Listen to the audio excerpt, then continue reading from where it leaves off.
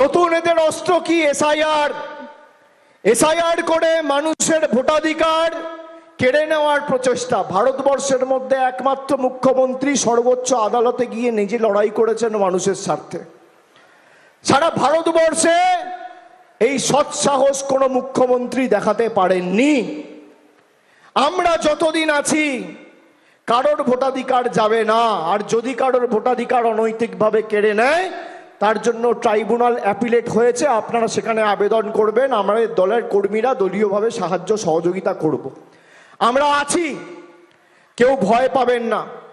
ইতিমধ্যে এসআইআর ভয়ে এই দক্ষিণ 24 পরগনা জেলায় প্রায় 16 জন আত্মঘাতী হয়েছে, তার মধ্যে পাথর প্রতিমার 2 জন রয়েছে।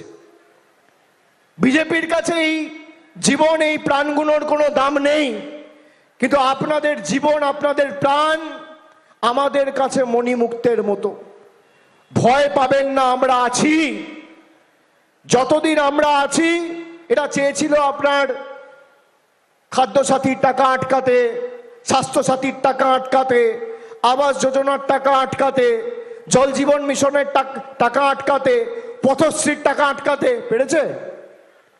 খালি পাথর প্রতিমা বিধানসভায় পথশ্রী 2, পথশ্রী 3 এবং পথশ্রী 4 গত 3 বছরে 297 কিলোমিটার গ্রামীণ রাস্তা আমাদের সরকার, মামাটি মানুষের সরকার, কেন্দ্র সরকারের কোনো সাহায্য ছাড়া 145 কোটি টাকা খরচা করে এই পাথর প্রতিমার ব্লকে এবং বিধানসভায় করেছে 15টা অঞ্চলে।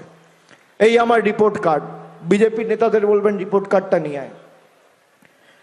আমাদের সরকার বাংলা আবাস যোজনায় শুধু গত 2 বছরে 2024 আর 2025 এই 2 বছরে 16,843 জনকে মাথার উপর পাকা ছাদের ব্যবস্থা করে দিয়েছে আমাদের মামাটি মানুষের সরকার।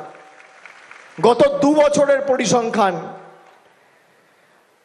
পাথর প্রতিমার যে 15টা অঞ্চল রয়েছে এই বিধানসভার অন্তর্গত, প্রায় 93,000 মায়েদের, দিদিদের, বোনেদের, 93,000 মহিলাদের শুধু পাথর প্রতিমার বিধানসভার অন্তর্গত লক্ষ্মীর ভান্ডার দেওয়া হচ্ছে প্রতি মাসে।